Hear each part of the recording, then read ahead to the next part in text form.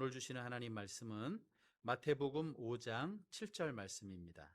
우리 한 절 말씀입니다. 마태복음 5장 7절 말씀, 우리 한 절인데요. 다 같이 뜻을 생각하시면서 두 번 봉독하도록 하겠습니다. 국률이 여기는 자는 복이 있나니 그들이 국률이 여김을 받을 것이며, 국률이 여기는 자는 복이 있나니 그들이 국률이 여김을 받을 것이며. 아멘. 현대 사회는 갈수록 무심해지고 또 무정해지는 경향이 있는 것 같습니다. 제가 사는 집, 우리 아파트 바로 옆집에 한 분이 이사를 오셨습니다. 그런데 사실은 정확히 언제 이사 왔는지, 또 거기 사시던 분이 언제 이사 갔는지 제가 잘 모릅니다. 몇 주 지난 다음에 그분도 이렇게 나오셔서 이렇게 하시는 거 제가 잘 이사 온지도 잘 모르고, 뭐 이렇게 사는 게 아파트 생활인 것 같아요.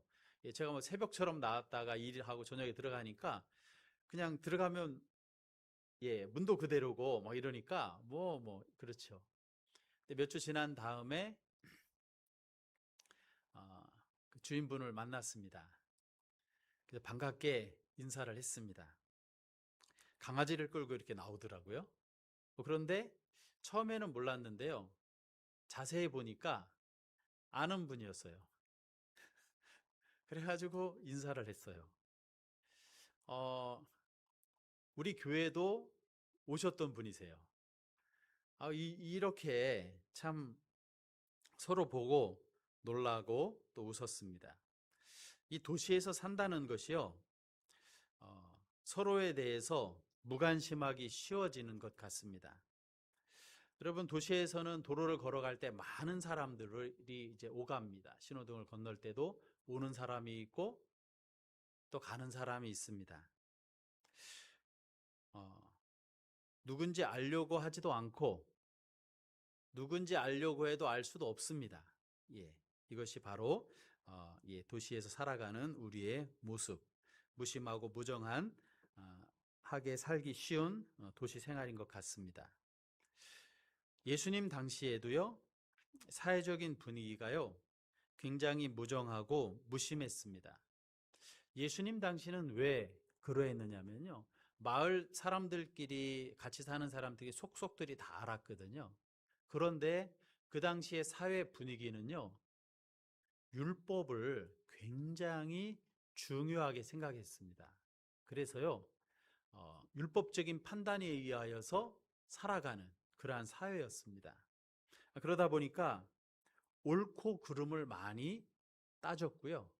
만약 잘못했잖아요, 그러면 율법적으로 바로 판단을 하고 정죄를 하고, 어떤 때는 격리를 시키고 또 이렇게 퇴출을 시키는 이러한 일들이, 배척을 하는 일들이 참 많았습니다. 특별히 이러한 사회에서요, 이방인들을 그 당시의 모습으로 보면 개처럼 여기고 돼지처럼 여겼다, 이런 표현이 있거든요.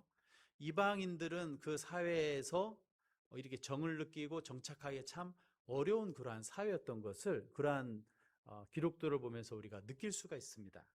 그리고 병든 사람, 가난한 사람, 어쩔 수 없어서 그 자리에 가 있는 사람을 이해하지 못하고 옳고 그름을 통해서 현상만 보고 판단하는 그러한 사회가 당시의 사회 모습이었다는 것을 우리는 느낄 수 있습니다. 그러니까 이러한 사회, 현대 사회도 그렇고 오늘 말씀을 기록한 예수님 당시 사회도 그렇고요, 국률이 여기는 것을 찾아보기 힘든 그러한 사회의 분위기였다는 이라는 것을 느낄 수 있습니다. 이때 예수님께서 오셨습니다. 그리고요, 산에 오르셨습니다. 예수님께서 이 땅에 오셔서요, 첫 번째 설교는 아마 그전에도 있으셨을 거예요. 그러나 예수님께서 공식적인 첫 번째 설교가 성경에 기록된 것은 바로 마태복음 5장 이 말씀입니다. 예수님께서는 산에 오르셨어요. 그래서 그곳에서 설교를 하셨습니다.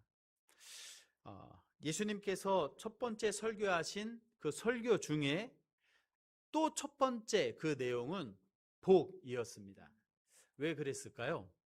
예수님께서는 우리에게 복을 주기 위해서 이 땅에 오셨습니다. 예수님을 믿는 사람은요, 이 땅에서 가장 큰 복을 받는 사람입니다. 이 복이 너무나 중요하기 때문에요, 진정한 복을 추구해야지 되거든요. 잘못된 복을 추구하고 나가면 참 허망해지는 겁니다. 진짜 복인 줄 알았는데 그게 허상이었다고 한다면 얼마나 안타까운 일이겠습니까? 그렇기 때문에 이 복이 너무 중요하니까 예수님께서 산에 오르셔서 많은 사람들이 예수님께 왔을 때 가장 첫 번째 일성이 복에 대한 설교를 하신 것을 볼 수 있습니다. 여러분, 복은 우리에게 너무 중요합니다. 그런데 더 중요한 건 무엇이냐면 복에 대한 방향성입니다. 내가 어떤 것을 복으로 생각하고 가느냐, 이것이 중요한 것이죠. 복의 방향성. 그러면 복의 방향성을 정확하게 잡으려면 어떻게 해야지 되죠? 우리가 예수님께서 첫 번째 하신 이 설교 말씀, 복에 대한 말씀인데요, 이 복에 대한 말씀을 잘 이해해야지 됩니다. 말씀 그대로를 잘 이해해야지 됩니다. 이것을 깨닫고 또 이것을 올바른 방향으로 해서 살아가야지 됩니다. 그래야지 복된 것입니다. 시편의 첫 말씀이 복 있는 사람은 시작됩니다. 시편의 150편, 막 정말 말할 수 없는 고귀한 주의 말씀이 기록되어 있는데요, 시편의 150편, 이 150편은 무슨 말씀이죠? 사실은요, 그 전체가 첫 번째 말씀 복 있는 사람은인데요, 150편이 복 있는 사람이고 찬양으로 마칩니다. 그래서 많은 성도님들 중에 하루에 시편을 3편씩 꼭 읽는 분들이 계세요. 왜? 3편씩 읽으면 한 달이면 한 번 읽거든요. 그러니까 복 있는 사람에 대해서 읽고, 잠언을 하루에 한 장씩 읽으시는 거예요. 왜? 지혜의 말씀이니까.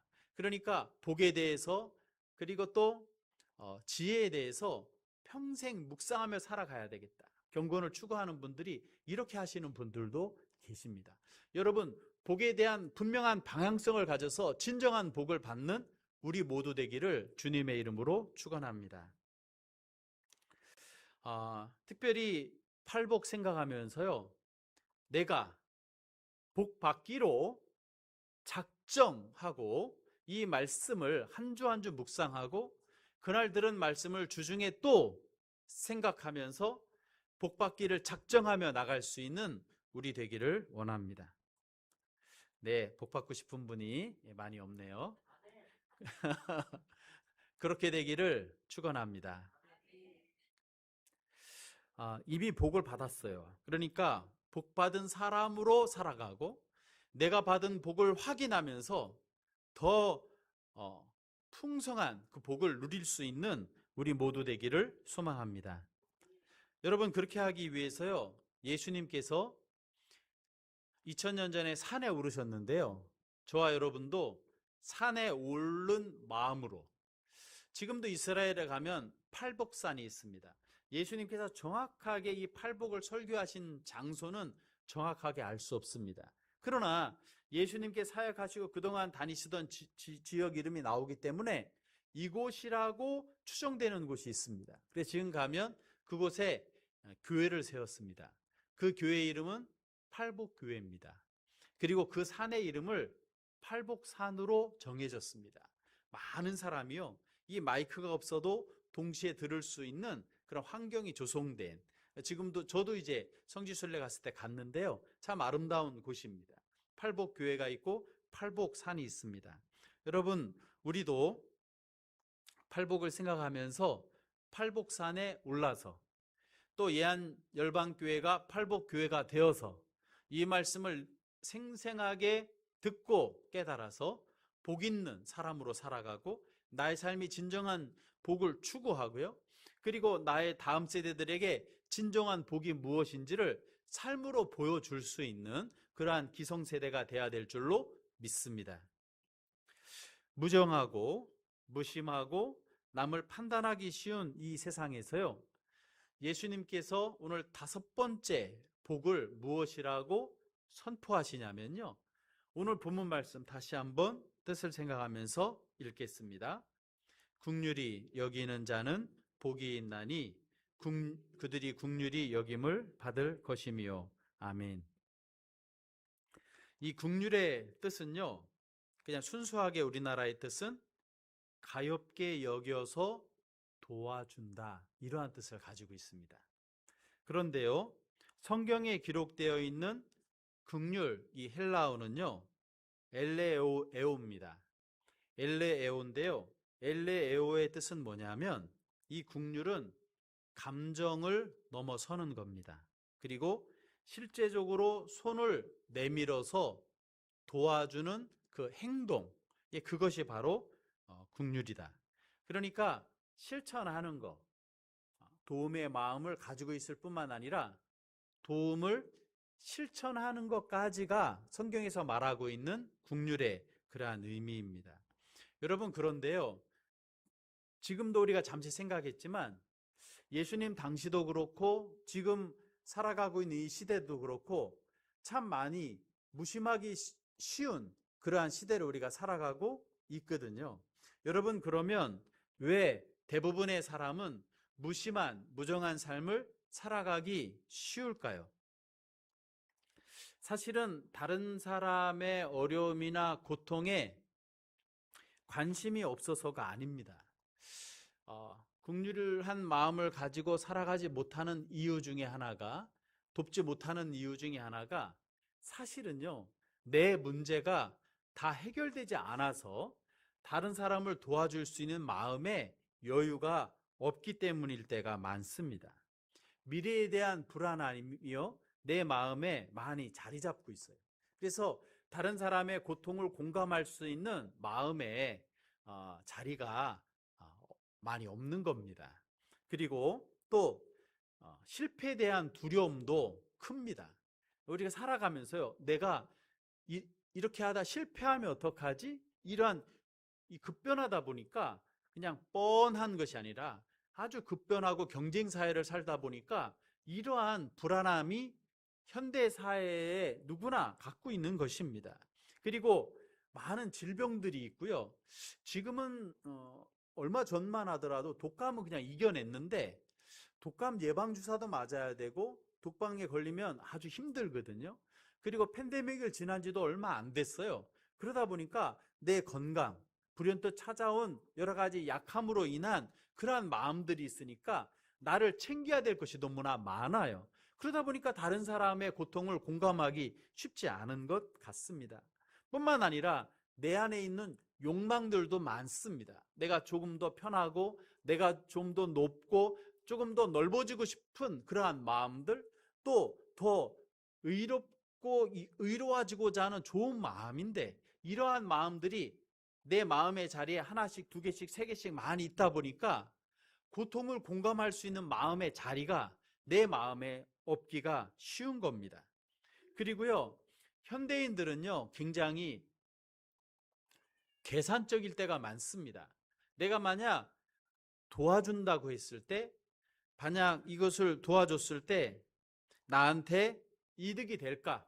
나한테 이득이 되지 않는데 굳이 도와줄 이유가 있을까? 이러한 생각을 하기 쉽습니다. 그리고요, 내가 이 일을 할 때 상대방이 고마워할까? 고마워하지도 않는데 이 일 하다 보면 나만 바보 되는 거 아니야? 이러한 마음, 이러한 계산하는 마음이 있습니다. 그리고요, 내가 도와줄 때 도와줄 자격이 있을까? 괜히 이용당하는 거 아니야? 이러한 여러 가지 생각이 있을 수 있습니다. 그래서 긍휼의 마음을 가질 마음의 자리도 없고 또 여러 가지로 계산하다 보니까 남을 잘 도와주지 못하는 자리에 있을 수 있습니다.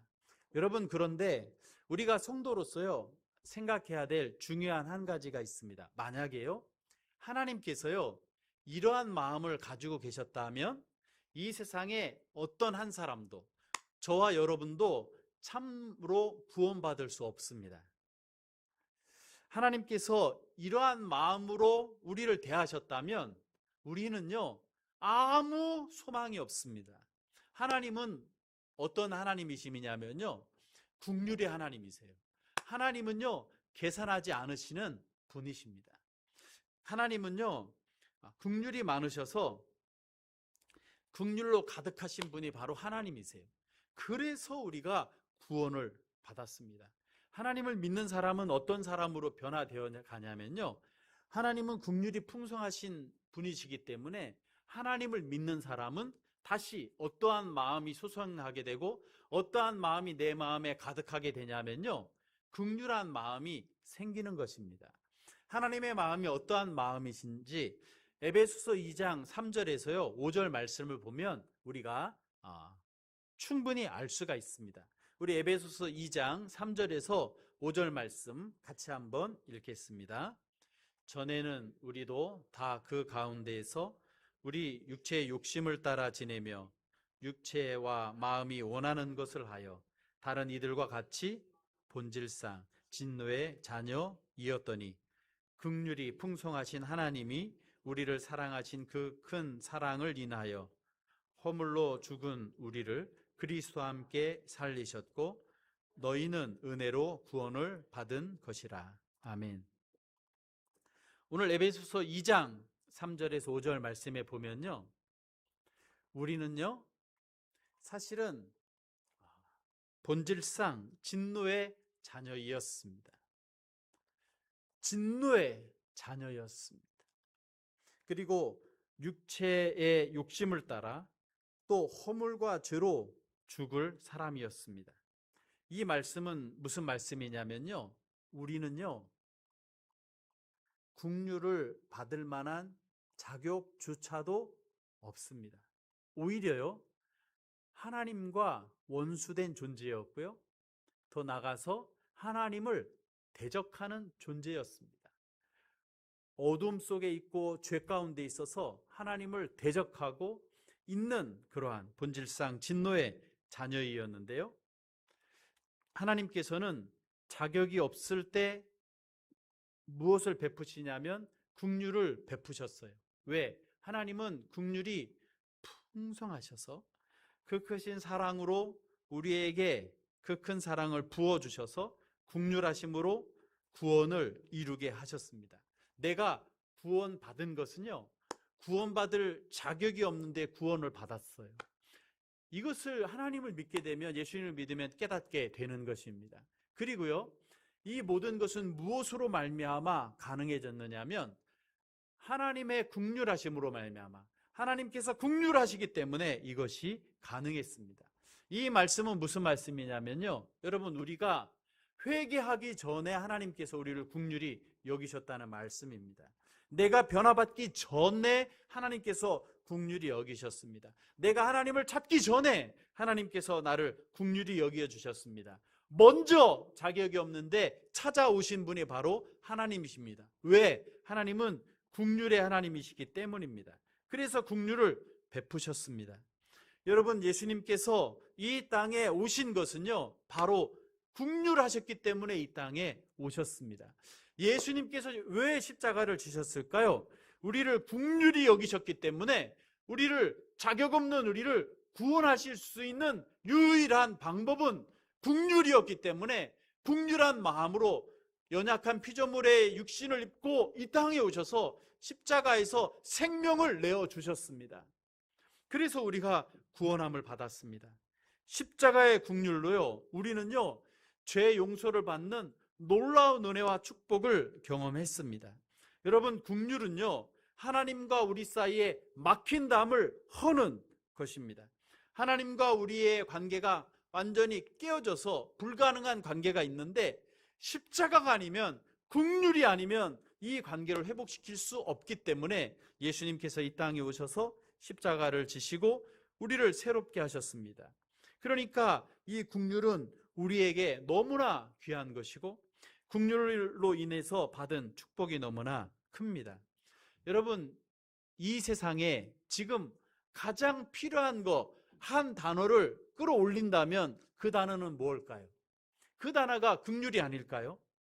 이 시대를 새롭게 할 수 있는 하나의 키워드를 찾는다면, 많은 사람들이 2026년을 맞으며 2026년은 소비 트렌드는 이럴 것이다. 사회 움직임은 어디일 것이다. 사회의 그 주목받는 산업은 어딜 것이다. 많은 것을 이야기하는데 정말 그것이 우리를 살리고 새롭게 할까요? 2026년을 맞이하면서 우리 가정과 이 사회에 꼭 필요한 키워드 하나를 찾는다면 그 단어는 무엇일까요? 오늘 말씀을 통해서 볼 때 그것은요, 회복은요, 새롭게 되면요, 용서는요, 그리고 새롭게 일어설 수 있는 것은요, 바로 어디서 찾을 수 있느냐면 긍휼에서 찾을 수 있는 것을 볼 수 있습니다. 그것이 바로 긍휼입니다. 그렇기 때문에 저희가 살아가면서 이 긍휼이 얼마나 귀한지, 긍휼의 하나님이 내 안에 계시니 내가 긍휼을 품고 있는지를 깊이 있게 생각하며 나갈 수 있는 것이 우리에게 필요합니다. 용서는요, 긍휼이 있을 때 가능합니다. 죄의 용서함을 받고 하나님의 자녀가 될 수 있는 길은 바로 긍휼에 있습니다. 회복의 길은 어디에 있죠? 하나님과 나와의 관계, 소원해진 관계, 멀어진 관계 반드시 회복되어서 온 천지 만물을 지으신 하나님의 나라에 들어가야지 되는데 이 회복의 회복의 길은 어디에 있습니까? 그것이 바로 긍휼입니다. 내가 이전의 내가 아니라 자꾸 새로워야 되죠. 작년보다 금년이 새로워졌네. 금년보다 내년이 더 새로워지네. 이러한 소리를 들을 수 있는, 새로운 길을 열어갈 수 있는 그 문은 어디 있을까요? 그 문이 바로 긍휼이 아니겠습니까? 어떠한 사람이 하나님의 나라에 이룰 수 있을까요? 바로 긍휼함을 입은 사람이, 그래서 긍휼함을 베푸는 사람이 바로 하나님의 나라를 이룰 수 있는 것입니다. 가정에 어떻게 하면 하나님의 나라가 있을까요? 임할까요? 돈이 많을 때요? 아닙니다. 건강하면요? 아닙니다. 지식이 많아서요? 아닙니다. 건강하면 다 될 것 같죠? 건강하면 하나님의 나라가 이루어질까요? 돈이 많으면 다 될 것 같죠? 돈이 많으면 하나님의 나라가 이루어질까요? 다른 무엇이 우리의 가정을 하나님의 나라에 이르게 할 수 있는 것이 무엇일까요? 진정한 용서가 있고 화해가 있고 새로워지고 또 회복이 있는 그 길은요, 바로 긍휼에 있습니다. 그렇기 때문에 가정이 회복되는 길은 다른 데 있는 것이 아닙니다. 긍휼에 있습니다.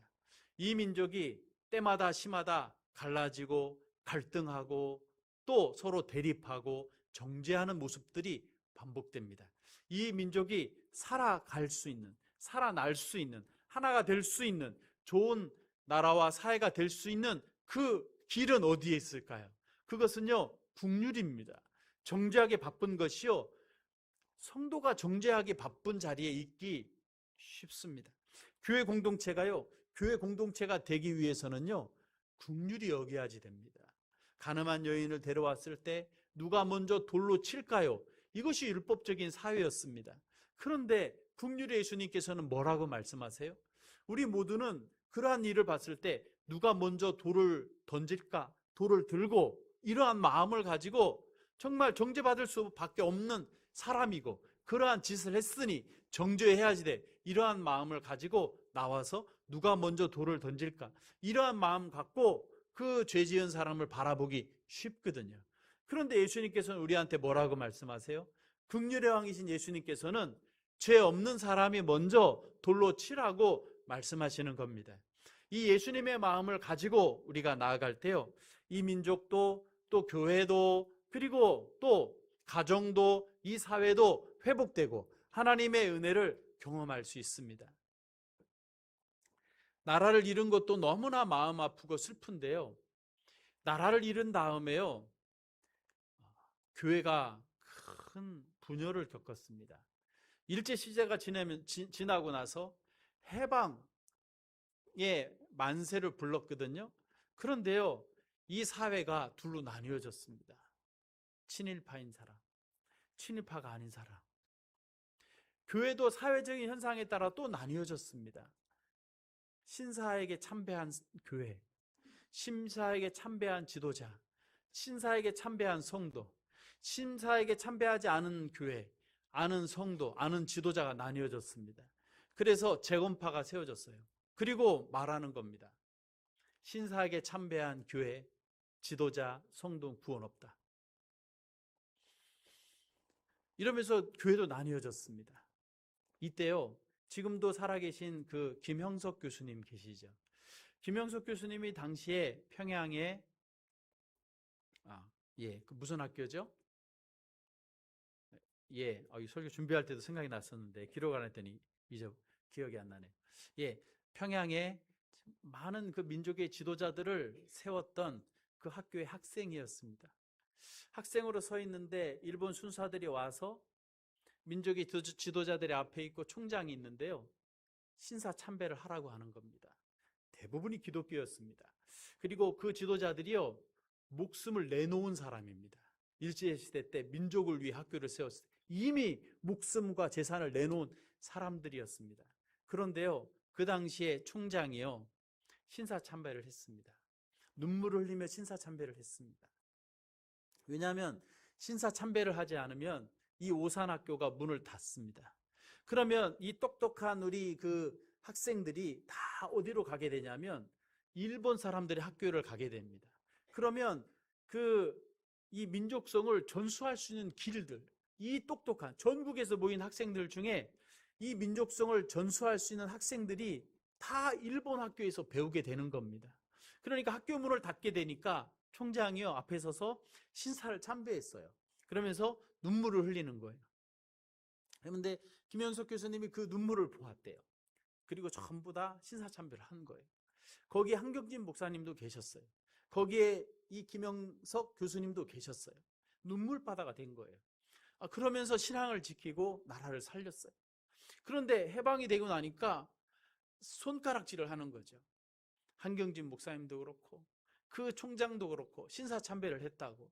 여러분, 국률이 여겨야지 되는데 현상만 보고 국률이 여기지 못하기 쉬운 것이 바로 우리의 그러한 모습, 그 좁은 마음의 그러한 모습입니다. 우리에게도, 우리 민족에도 이런 아픔들이 있고 이러한 것들을 넘어서 하나님의 은혜가 이 땅에 부흥의 길로, 그래서 서로 용서하고 화해하고 그러면서 하나가 되는 과정들을 하나님의 은혜로 말미암아 이 땅에 임하여져서 많은 교회들이 함께 되어져 나가고 있습니다. 그런데도요, 아직도 분리주의자들이 너무나 많이 있습니다. 이거 하면 안 되고 저거 하면 안 되고. 이것이 아니라요, 진리를 복음 안에서 많이 품어주고 하나가 되고 국률한 마음을 가지고 잘못된 거, 죄, 이런 것들은 서로 잘 분별하면서 나가지, 완벽한 단체가 어디 있고 완벽한 사회가 어디 있고 완전한 사람이 어디 있습니까? 이러한 부분에 있어서요, 우리에게 먼저 필요한 것은, 정의보다 먼저 필요한 것은요, 국률의 마음이 필요한 것이 이 시대인 것 같습니다. 국률의 마음이 있는 사람을 통해서 이 땅에 생명이 흘러갔고 또 이 민족과 가정이 산 것을 볼 수 있습니다. 한 나라가 공산화로 넘어갈 때 예수님의 사진을 놓고 이것을 밟고 가라고 지도자한테 그렇게 말하는 거예요. 그러니까 그 역사에 보면 그 지도자가요, 예수님의 사진을 자기가 발로 밟고 갈 수가 없어요. 그래서 나를 죽여달라고 그랬어요. 그런데 이 사진을 밟고 가지 않으면 옆에 있는 이 50명을 다 죽인다는 겁니다. 이 성도들을 다 죽인다는 겁니다. 그러면 이 지도자가 어떻게 해야지 됩니까? 눈물을 흘리는 거예요. 왜냐하면 내가 내 신앙을 지키려면 이 50명을 목숨을 다 잃게 되는 거죠. 그래서 이 지도자가 그 앞에서 기도했어요. 그랬더니 예수님의 음성이 내 마음에 들리는 겁니다. 예수님이 내 사진을 밟고 가라, 그런 마음이 들리는 거예요. 그래서 예수님의 사진을 밟고 갔어요. 여러분, 이 지도자를 욕할 사람이 누가 있겠어요? 그런데 먼 데서 저 지도자는 예수님의 사진을 밟고 간 사람이야, 이렇게 정죄한다면 그것이 긍휼의 마음이겠습니까? 여러분, 정말 예수님은요, 바로 그 마음을 가지고 이 땅에 오셔서 나를 대신해서 십자가를 지시고 십자가의 사랑을 실천하신 분이 바로 예수님이십니다. 그렇다고 한다면 우리 마음속에 꼭 회복돼야지 되고 그 마음을 가지고 살아가야지 되는 그 마음이 어떤 마음일까요? 예수님을 믿는 사람들의 우리의 마음은 긍휼의 마음을 가져야 될 줄로 믿습니다. 여러분, 긍휼은요, 의무가 아닙니다. 해야만 해서 하는 것이 아닙니다. 긍휼은요, 내가 받은 은혜, 내가 받은 축복에 대한 반응입니다. 내가 긍휼함을 얻었습니까? 그렇다면 내가 긍휼한 삶을 살아가야 됩니다. 긍휼은요, 내가 손해보는 것이 아닙니다. 긍휼은요, 내가 받은 은혜에 대한 반응입니다. 여러분, 긍휼함을 받기만 하는 사람이 됐으면 좋겠어요? 긍휼을 베푸는 사람이 됐으면 좋겠습니까? 예. 나는 왜 날마다 긍휼을 베푸는 사람만 돼야지 돼? 이렇게 말한다면 그래, 그냥 긍휼을 받는 사람만 돼. 이렇게 하면 좋겠습니까? 그것이 아니죠. 내가 받은 은혜를 따라서 긍휼한 삶을 살아가는 것이죠. 그래서 예수님께서 오늘 말씀해 보면 이렇게 말씀하세요. 긍휼을 베푸는 사람은 복이 있다고요. 예. 다시 말하면 긍휼을 베푸는 사람은 복이 있고요. 그들이 어떻게 된다고요?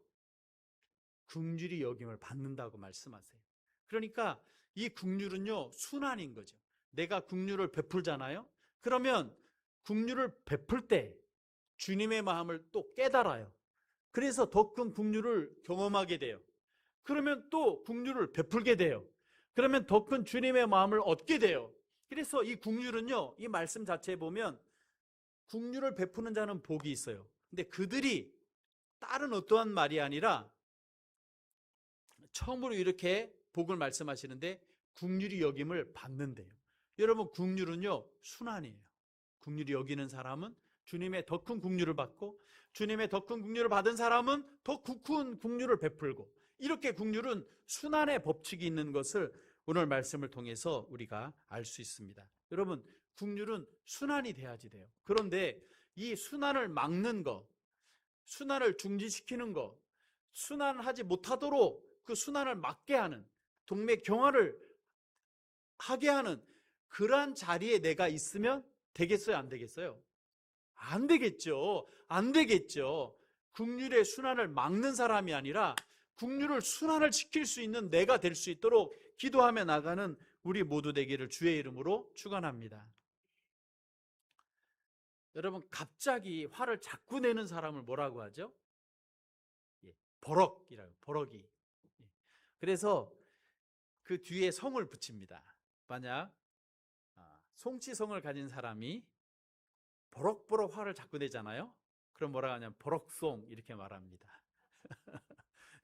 버럭송만 있는 게 아니라 버럭이도 있습니다. 버럭김도 있습니다. 예, 버럭조도 있습니다. 하여튼간 많습니다. 예, 뒤에다가 버럭이. 예. 성도는 버럭이가 돼야 될까요? 예, 버럭이가 아니라요. 예, 긍휼이가 돼야 될 줄로 믿습니다. 버럭 이렇게 하잖아요. 그러면 갑자기 순환이 딱 끊기게 되는 겁니다. 예, 그것 때문에 상심하고 실망해요. 예, 가정에서도 그렇고요. 교회에서도 그렇고요. 사회에서도 그래요. 그런데요, 버럭 성도가 되면은요, 정말 주님의 그 긍휼이 차단되고 영광이 될까 안 될까요? 예, 안 되죠. 예, 버럭 성도가 아니라 긍휼 성도가 돼야 되겠습니다. 버럭 교회가 아니라 긍휼 교회가 돼야 되겠습니다. 버럭 가정이 아니라 버럭 그 긍휼 가정이 돼야 될 줄로 믿습니다. 네. 예. 그래서요, 긍휼이 순환되는 가정, 긍휼을 순환시키는 성도, 긍휼을 순환시키는 교회와 이웃이 될 수 있기를 주님의 이름으로 축원합니다. 버럭으로 가정이 새로워질 수 있다면 예, 버럭해야죠.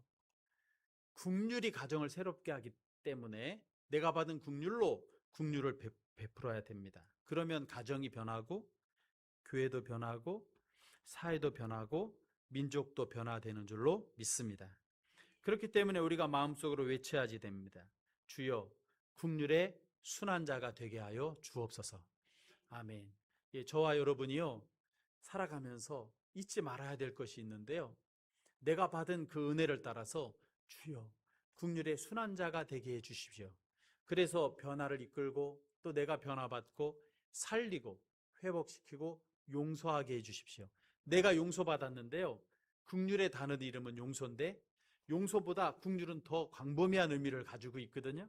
그래서 이 국률의 사람 돼서 용서의 사람 되고 회복의 사람 되고 그 사람이 그렇게 될 수밖에 없는 사정이 있었지. 그것을 죄는 미워하지만 그 사람은 미워하지 않는 품을 수 있는 그 국률의 순환자가 될 수 있기를 주님의 이름으로 축원합니다.